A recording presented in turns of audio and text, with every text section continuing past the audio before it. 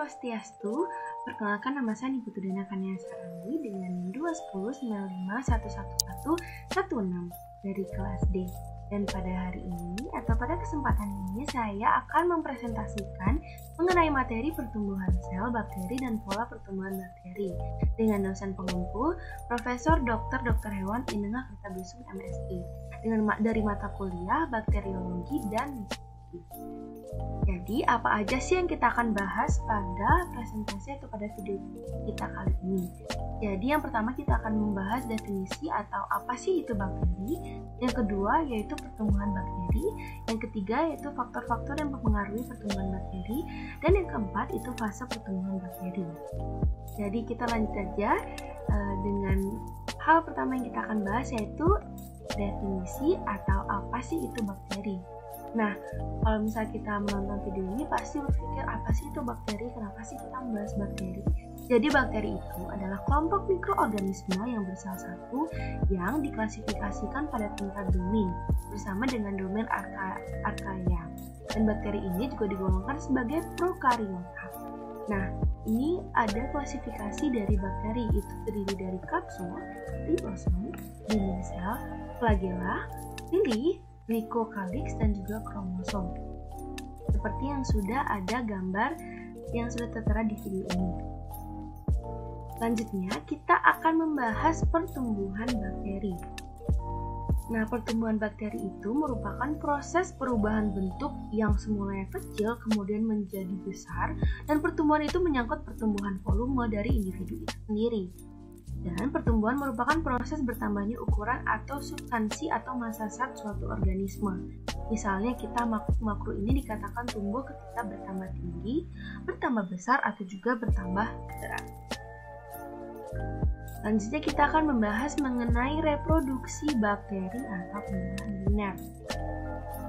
Nah, reproduksi bakteri itu terjadi secara pembelahan biner. Dan kecepatan pembelahan sel itu ditentukan dengan waktu generasi. Waktu generasi adalah waktu yang dibutuhkan oleh sel untuk membelah. Bervariasi tergantung dari spesies dan juga kondisi pertumbuhan.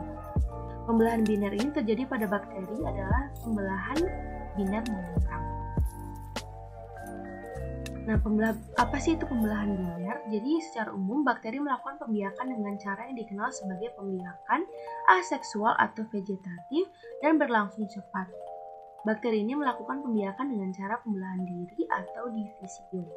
Nah, pada pembelahan biner ini ada 3 fase. Fase yang pertama itu fase ketika sitoplasma terbelah dan alur pembelahannya terjadi tepat pada permukaan sel terletak di daerah ekuator. Fase kedua, lalu pada fase kedua ini sekat diikuti oleh suatu dinding melintang yang tidak selalu merupakan penyekat yang sempurna dan juga suka terdapat suatu lubang kecil pada bagian tengahnya, di mana protoplasma kedua sel baru masih tetap terhubung protoplasma atau disebut juga plasmodesmida. Yang terakhir ada fase ketiga, itu terpisahnya kedua sel, yaitu yang satu terlepas sama sekali daripada yang lain. Setelah dinding melintang menyekat secara sempurna, bakteri yang dindingnya lebih kokoh tetap bergandengan setelah terjadinya pembelahan. Fase-fase ini bisa kita lihat dari foto atau gambar yang sudah tersedia di video ini. Selanjutnya, setelah pembelahan biner, kita akan membahas mengenai faktor-faktor apa saja sih yang mempengaruhi pertumbuhan bakteri.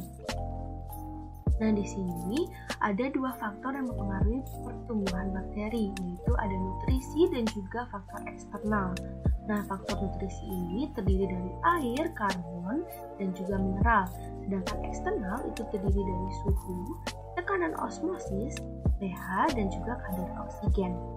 Di sini kita akan bahas satu persatu dari faktor eksternal itu. Nah, suhu ini terbagi. Yang pertama ada suhu.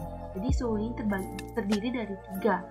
Bagian itu ada sikrofil, yang dimana bakteri ini bertumbuh di suhu sekitar 0 sampai 30 Celcius dengan suhu optimumnya yaitu 10 Celcius sampai 20 Celcius. Yang kedua ada mesofil, yang dimana bakteri ini tumbuh optimal pada kisaran 10 Celcius sampai 45 Celcius dan derajat Celcius dan suhu optimumnya itu 20 Celcius sampai 40 Celcius. Dan terakhir yaitu termofil, di mana bakteri ini tumbuh di suhu yang sangat panas yaitu suhu antara suhu 25 Celcius sampai 80 Celcius dengan derajat atau suhu optimumnya itu 50 Celcius sampai 60 Celcius. Selanjutnya ada tekanan osmosis. Jadi suatu tekanan osmose itu akan sangat mempengaruhi bakteri jika tekanan osmose lingkungan lebih besar atau hipertonis. Sel akan mengalami plasmolisis.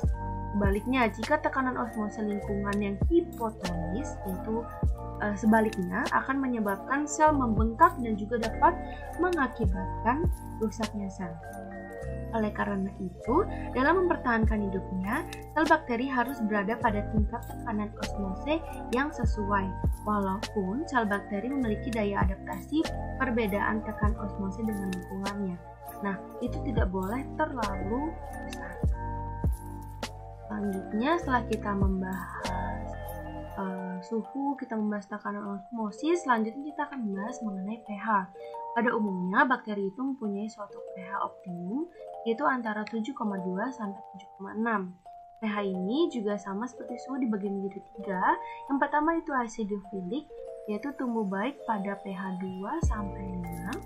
Yang kedua ada deuterophilic, itu bakteri yang tumbuh pada pH 5 sampai 5,5 sampai 8. Yang ketiga ada alkylphilic, yaitu bakteri yang tumbuh pada pH 8,5 sampai 9. Dan kegiatan fisiologis bakteri berguna dalam mempertahankan kelangsungan hidup dan melakukan proses biokimia yang berkelanjutan.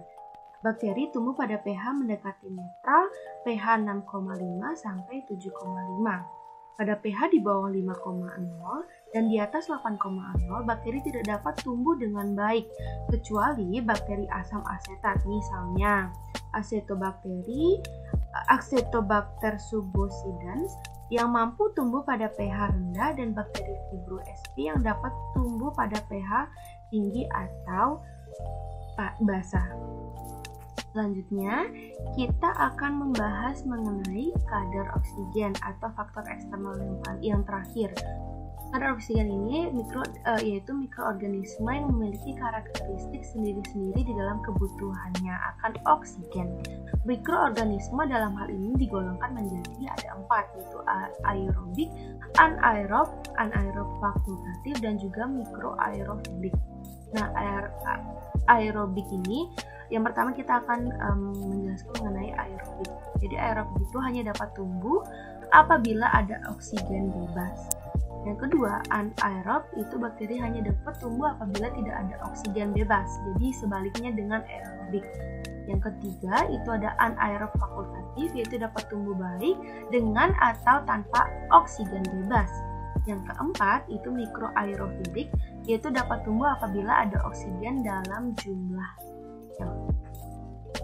Baik, selanjutnya kita akan membahas mengenai fase pertumbuhan bakteri. Kalau tadi kita sudah membahas faktor apa saja sih yang mempengaruhi pertumbuhan bakteri, sekarang kita akan membahas mengenai fase pertumbuhan bakteri.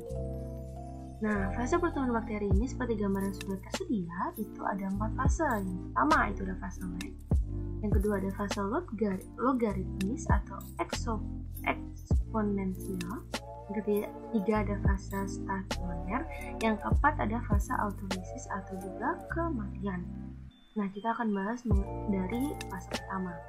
Fase lag ini itu adalah fase di mana bakteri beradaptasi dengan lingkungannya dan mulai bertambah sedikit demi sedikit. Yang kedua, fase logaritmis atau fase eksponensial. Pada fase ini, pembiakan bakteri berlangsung paling cepat. Jika yang mengadakan piaraan yang cepat tumbuh, maka bakteri dalam fase ini baik sekali untuk dijadikan inokulum. Yang ketiga, fase stationer. Fase ini di mana jumlah bakteri yang berkembang biak sama dengan jumlah bakteri yang mengalami kematian. Yang keempat, fase autolisis atau kematian. Nah, fase ini di mana jumlah bakteri yang mati itu semakin banyak dan melebihi jumlah bakteri yang berkembang biak. Pada fase kematian ini ditandai dengan cepatnya merananya koloni dan jumlah bakteri yang mati senantiasa bertambah. Keadaan ini dapat berlangsung beberapa minggu tergantung pada spesies dan keadaan medium serta juga faktor-faktor lingkungan bakteri tersebut. Nah, sekian dari presentasi saya. Maaf jika ada salah kata. Terima kasih atas perhatiannya. Om Santi.